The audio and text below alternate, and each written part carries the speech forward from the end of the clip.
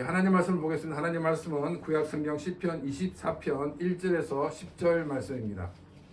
구약성경 시편 24편 1절에서 10절 말씀을 교독하도록 하겠습니다.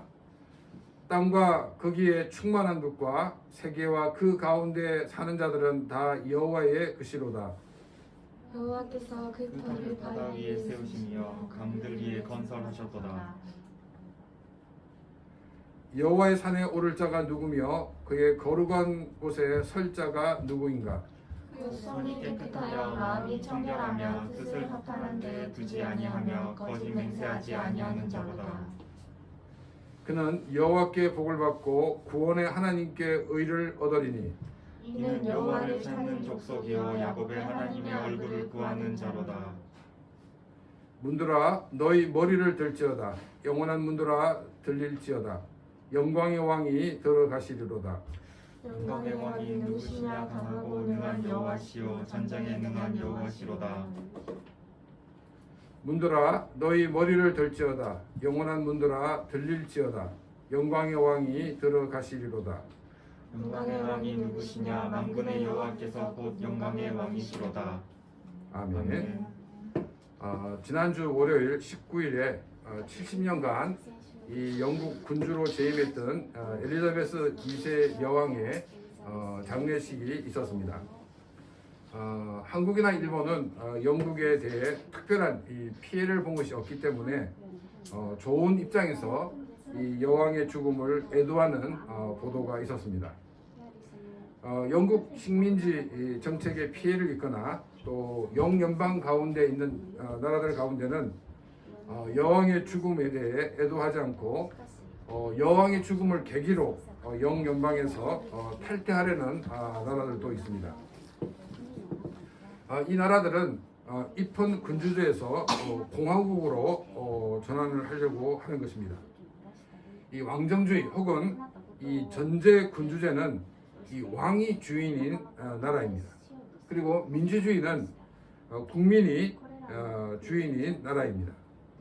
그럼 입헌 군주제는 뭐냐면 이 왕이 이 절대 권력을 행사하는 이 전제 군주국가는 달리 왕의 권한이 이 법률에 의해 제한이 되어 있습니다. 그리고 대부분은 이 국민이 선거로 선출된 사람에 의해서 실제적인 국가를 운영하고 있습니다. 민주주의가 발달된 나라일수록 주권이 국민에게 있고 국가의 지도자는 국민으로부터 위임받은 권한을 국민을 위해 사용하게 됩니다. 민주주의가 발달되지 않은 나라는 헌법에 국민에게 주권이 있다라고 하면서도 국가의 지도자가 주인이 되어 있습니다. 선진국 가운데도 발달된 민주주의라고 하면서도 과연 이 국민이 주인인 나라인가라는 의심이 드는 나라들도 사실 많이 있습니다.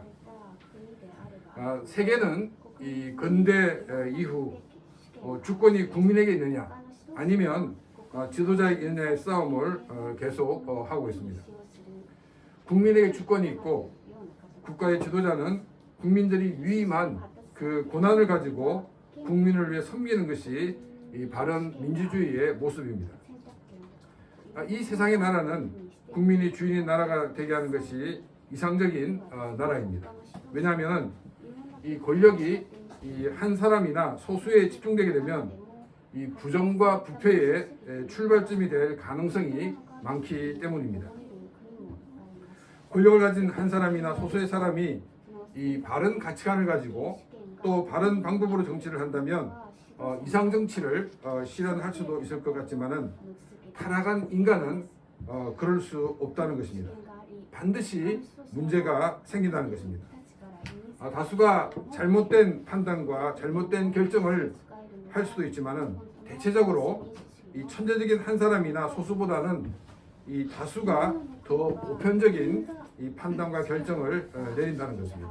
그래서 이 국민이 주인인 나라가 여러 면에서 안전하고 또 안정적이라는 것을 우리가 알 수가 있습니다. 자, 그런데 이 하나님의 나라는 간단히 말하면 전제 군주제와 같다라고 말할 수가 있을 것입니다. 하나님이 하시는 모든 것이 법이고 그것이 기준인 것입니다. 근데 하나님은 그때그때 기분에 따라 법을 바꾸시는 분이 아니십니다. 하나님은 우리에게 성경을 통해 하나님의 법을 말씀해 주셨습니다. 그리고 이 성경이 변하지 않는 것에 대해 예수님은 천지는 없어지겠으나 이 하나님의 말씀은 1.1획도 변하지 않는다라고 말씀하셨습니다. 또 이 전제 군주제에서는 왕이 되는 사람이 이 어떤 사람인가에 따라서 이 상황이 달라질 수가 있습니다. 그러나 전제 군주제인 하나님의 나라는 결코 상황이 달라지지 않습니다.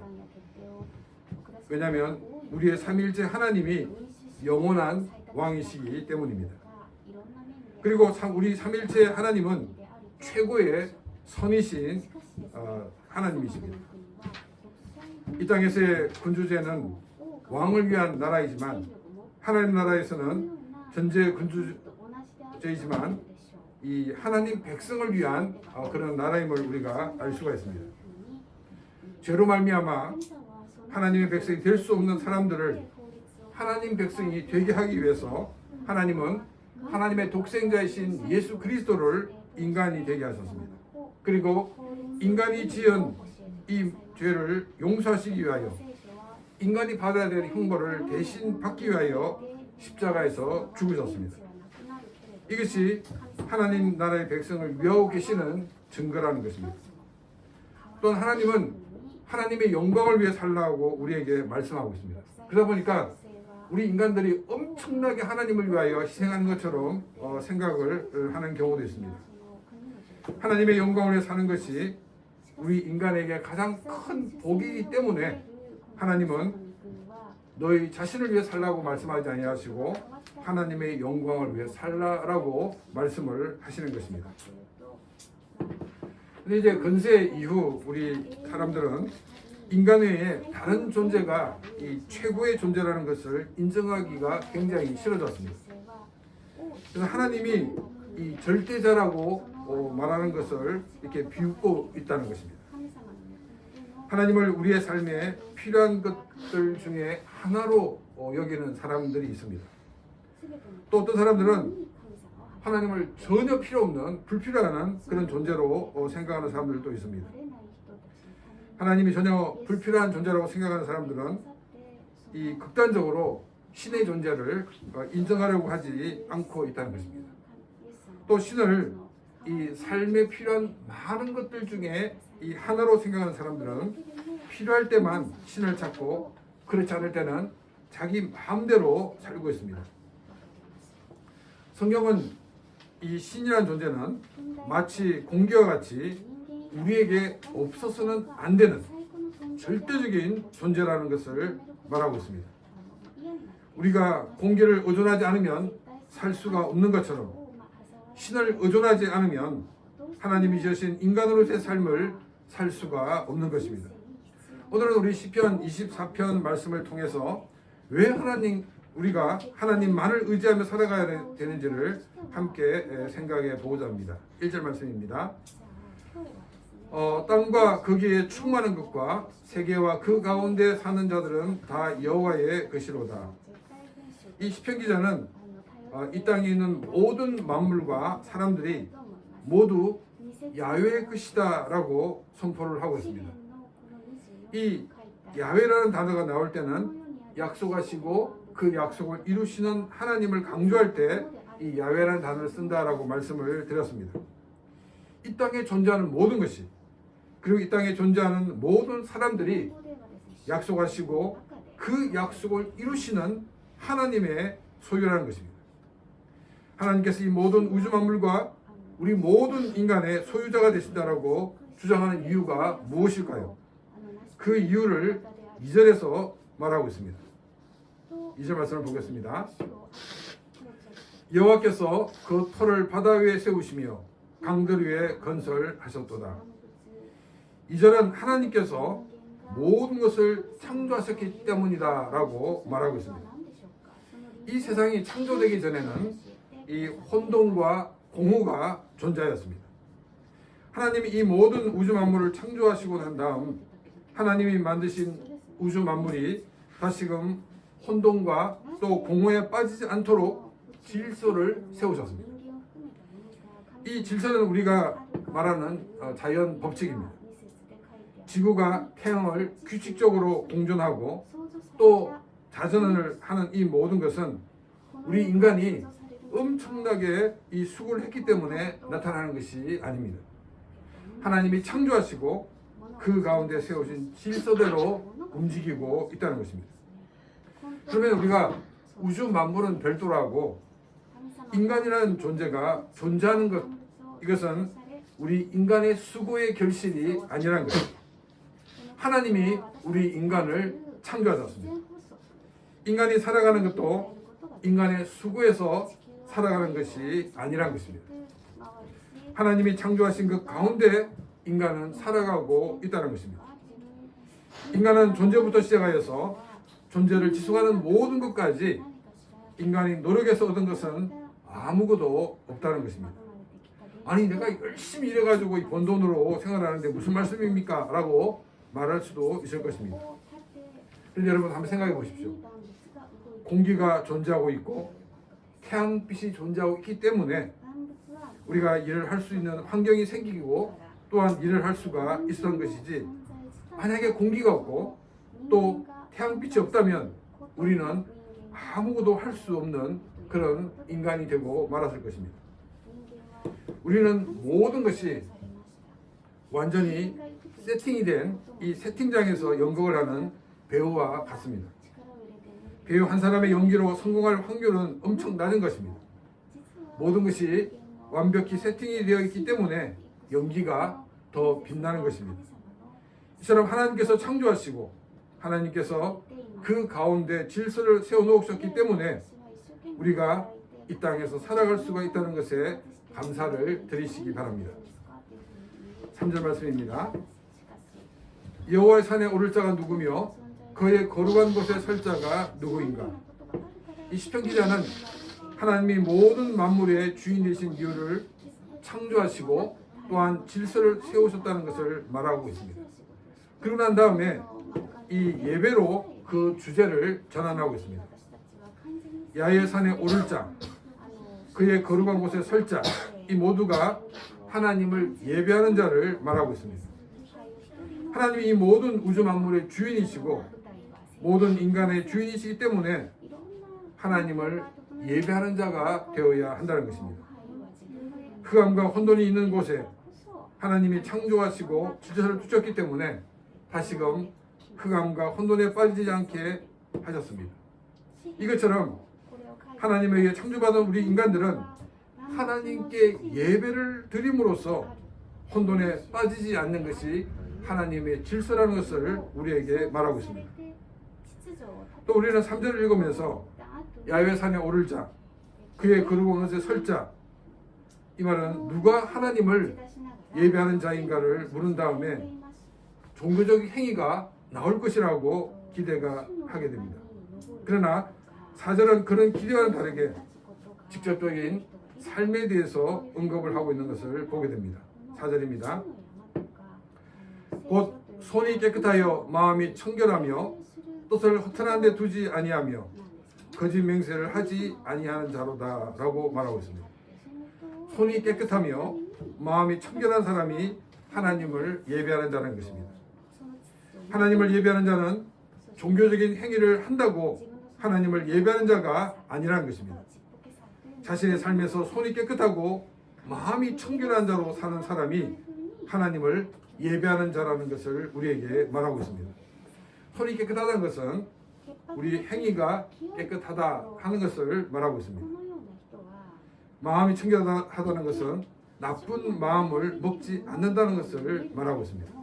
그러니까 믿음이라는 것은 어떤 추상적인 것이 아니라 먼저 어떤 생각을 하고 있는지 또 어떤 행동을 하고 있는지를 통해서 나타나는 것을 우리가 알 수가 있습니다.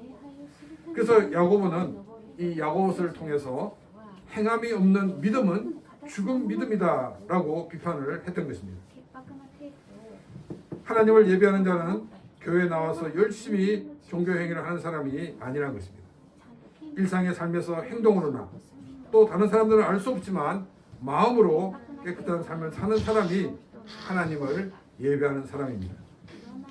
우리는 이 말을 이 기독교를 도덕적인 이 종교라고 오해할 수가 있을 것입니다. 혹은 이 행위를 강조하는 율법주의로도 오해를 할 수가 있을 것입니다.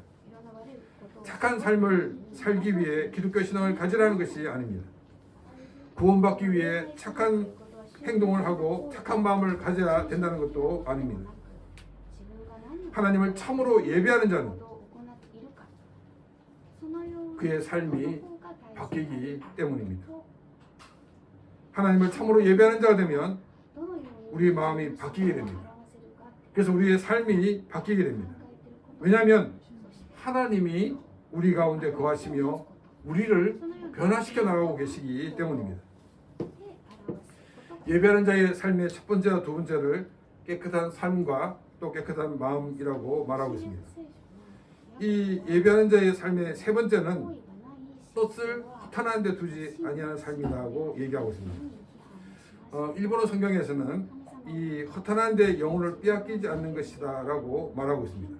그런데 히브리 성경은 뭐라고 말하고 있냐면 우상을 섬기지 않는 것이다 라고 말하고 있습니다. 이 우상을 허탄한 것이라고 일본어 성경이나 한국어 성경은 번역을 하고 있습니다. 왜 이렇게 번역을 했냐면은 우상을 섬긴 결과가 무엇인지를 알고 있기 때문입니다. 크리스천들은 크리스천이 되고 우상을 섬긴 일이 없다라고 단언하여 말을 합니다. 왜냐하면 절에 가도 불상을 향하여 절하지 않습니다. 또 신사에 가도 참배하지 않기 때문입니다. 그런데 성경에서 우상이라고 하는 것은 하나님보다 더 신뢰하는 것이 있다 그러면 그것이 우상이라고 말하고 있습니다. 사람들이 제일 신뢰하는 것이 무엇이겠습니까? 사람들이 제일 신뢰하고 있는 것은 역사를 통해서 우리가 알 수 있는 것은 돈입니다.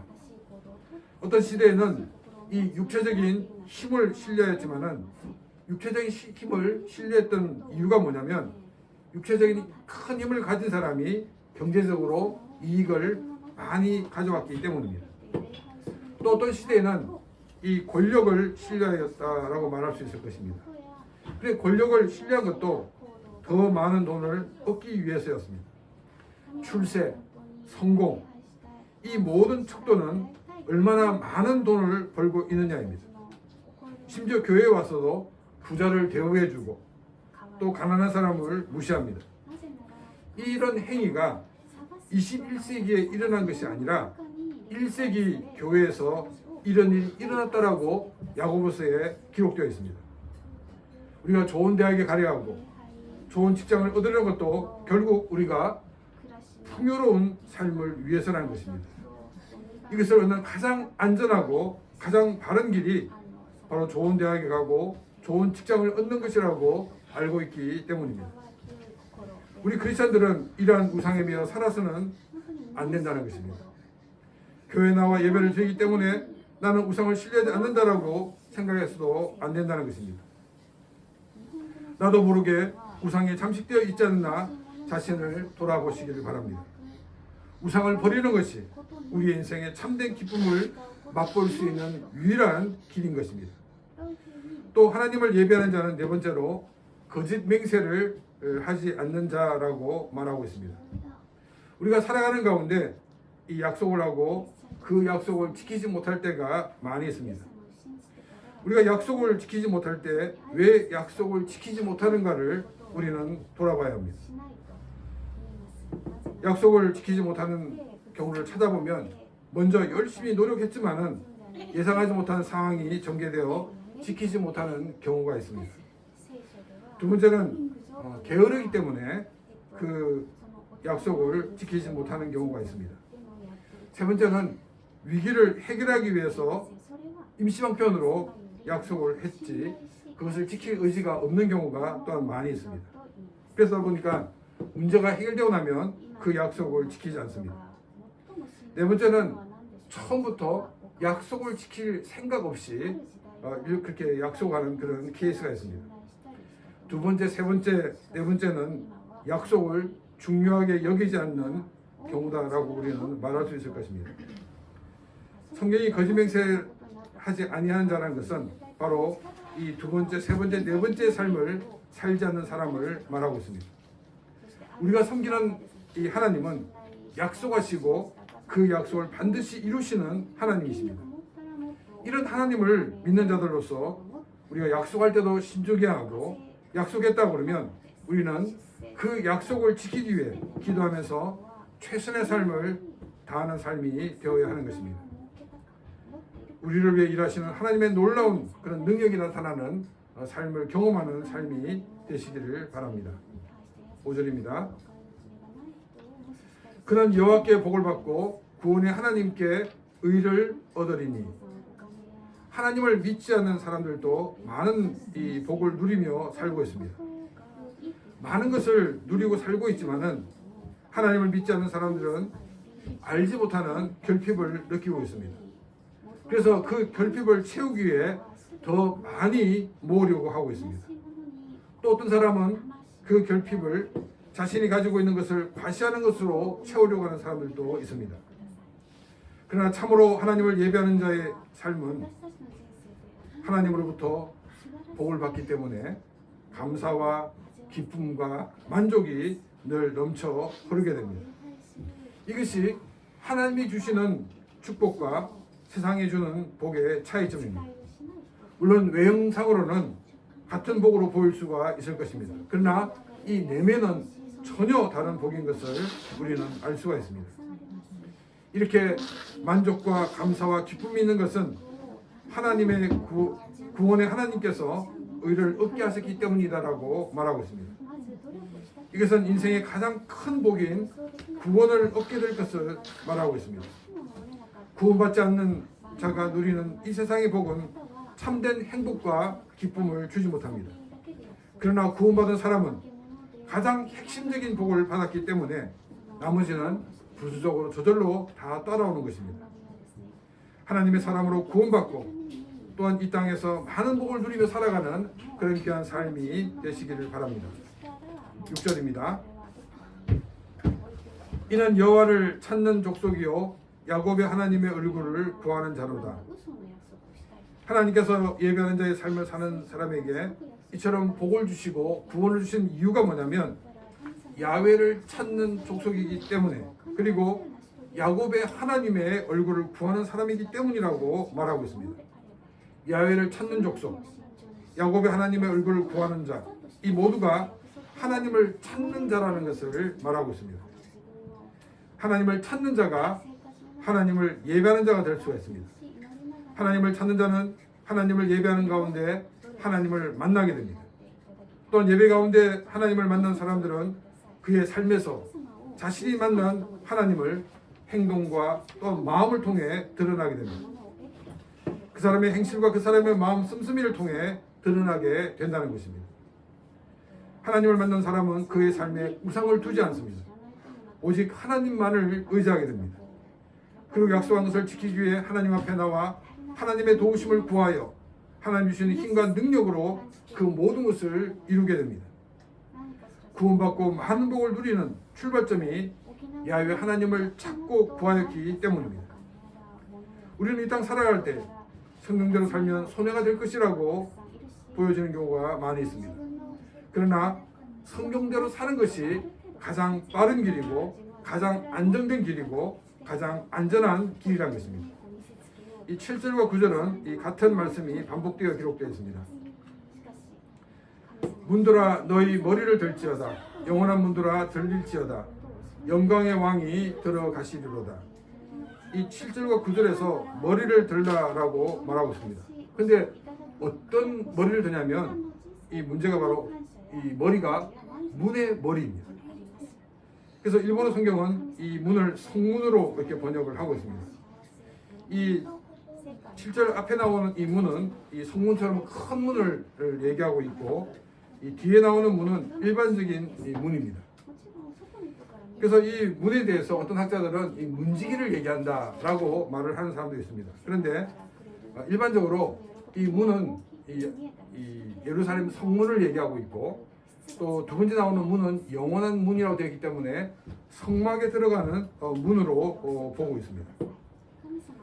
근데 이제 머리를 들라고 하는 이유는 뭐냐면 여호와 하나님이 야훼 하나님이 너무나도 크신 분이시기 때문이라는 것입니다.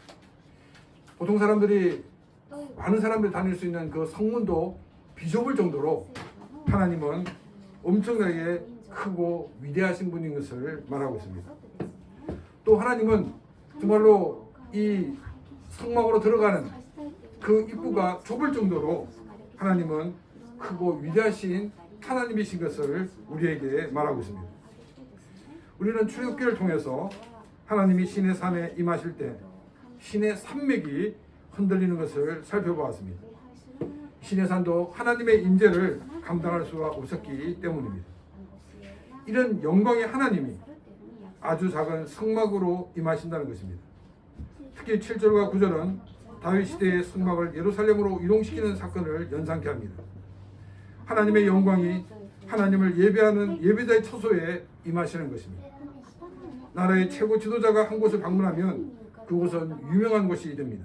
그런데 온 우주를 창조하시고 또한 질서를 부여하신 하나님께서 하나님을 찾는 자에게 영광의 왕으로 임하여 오신다는 것입니다.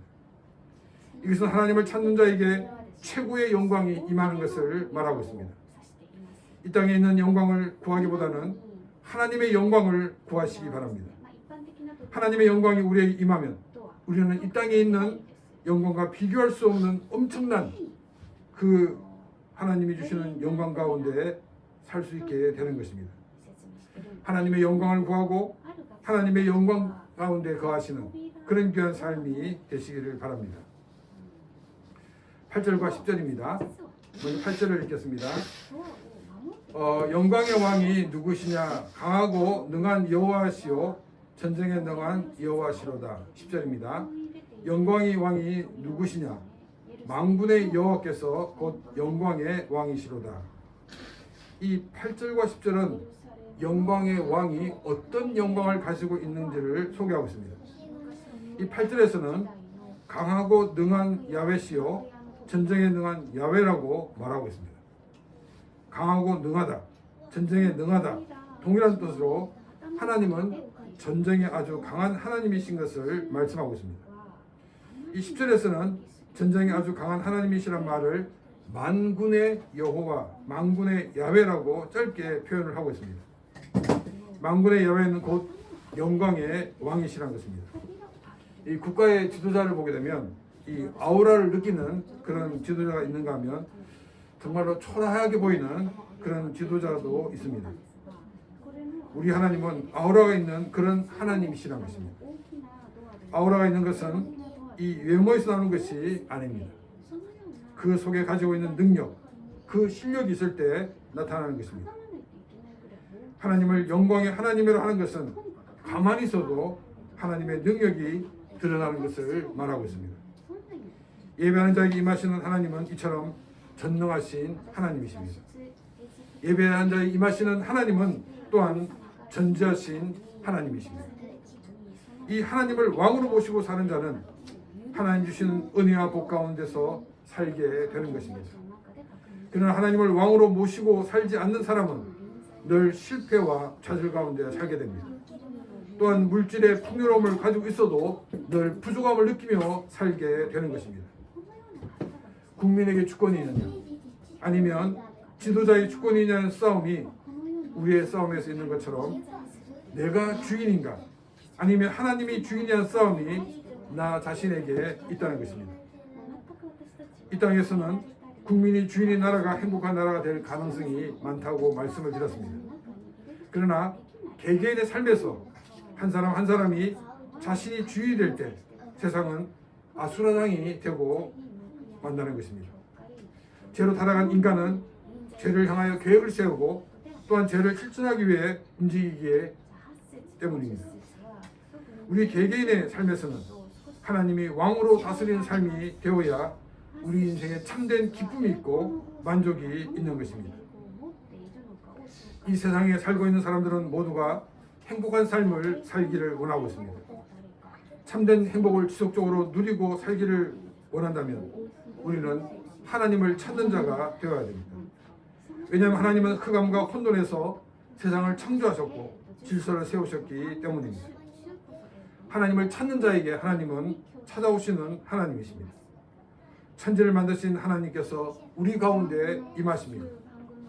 우리는 그 하나님을 감당할 수 없는 사람들이지만 하나님은 큰 영광 가운데 임하셔서 우리를 예배자의 삶을 살게 하십니다.